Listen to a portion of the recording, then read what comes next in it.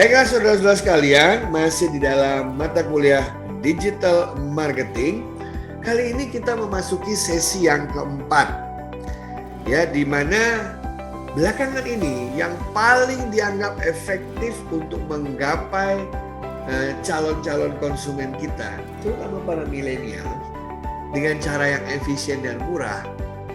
Orang sekarang bukan lagi menggunakan website, tetapi mereka mulai memanfaatkan media sosial. Mereka menggunakan Facebook, Instagram, gitu ya. Mereka menggunakan LinkedIn, ya. Ada yang menggunakan Pinterest, gitu ya. Ada yang menggunakan Twitter dan lain sebagainya.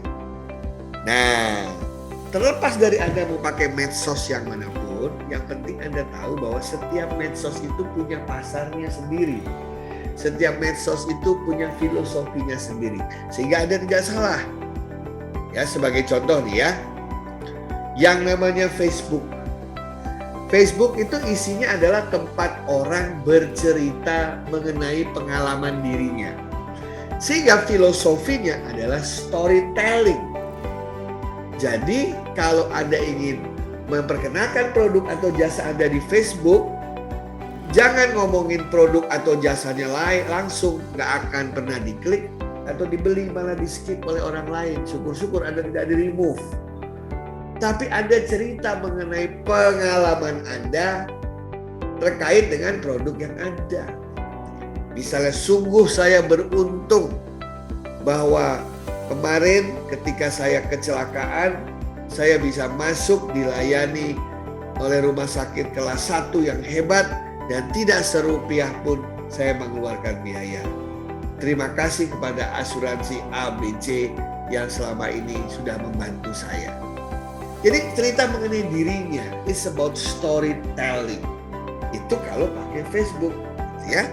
Sementara kalau pakai Twitter lain. Twitter itu bukan storytelling. Twitter berbicara mengenai relationship. Karena di Twitter itu cuma ada 2 status. Saya memfollow dan saya di-follow. Biasanya saya memfollow orang-orang yang menjadi panutan saya atau yang ingin saya dengarkan apa yang dikicaukannya. Dan saya di-follow oleh orang-orang yang seperti itu juga terhadap diri saya. Jadi yang ada adalah relationship-nya. Oleh karena itu, kalau Anda ngomongin relationship, maka kita harus paham benar siapa yang mengikuti kita. Dan kita mengikuti siapa. Kalau kita satu frekuensi ngomongnya, maka apapun yang kita tulis akan bisa menjadi value bagi mereka. Misalnya, saya diikuti oleh banyak guru-guru misalnya. Ya, kalau sama guru-guru berarti saya akan bilang begini, syukur alhamdulillah dalam kondisi kondisi pandemi ini, kondisi Covid ini, saya tetap merasa tenang, tidak perlu takut jika terjadi apa-apa pada diri saya. Karena saya dan sekeluarga sudah lama menjadi pelanggan asuransi ABC yang katanya mengcover biaya rumah sakit COVID misalnya. Nah, di situ saya ngomong sebagai sesama guru karena hubungan kita relationship. Tapi kalau kita ngomong Instagram lain lagi. Instagram itu terkait yang berbicara adalah sharing picture. Jadi gambar menceritakan 1000 kata-kata. Jadi kalau mau jualan di sana, jangan produk kita yang dijual di fisik itu dipotret langsung ditaruh situ, nggak ada yang mau beli. Tapi misalnya contohnya nih, apalagi mereka suka picture yang epic gitu ya, yang menarik.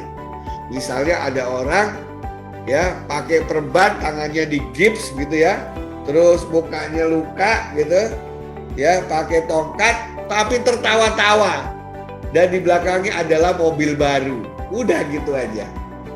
Ayo tebak kenapa saya happy padahal habis kena kecelakaan.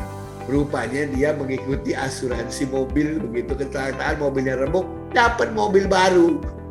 Jadi di antara kesakitannya dia bergembira. Kenapa? Karena dia menggunakan Instagram yang filosofinya adalah picture sharing. Dan yang namanya gambar menceritakan 1000 cerita dan 1000 makna.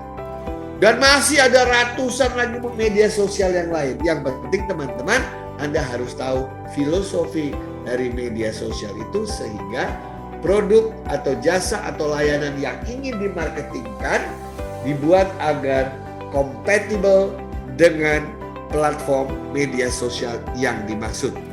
Yaitu dalam hal prinsip dan filosofi dari media sosial yang bersangkutan. Sekian dan terima kasih.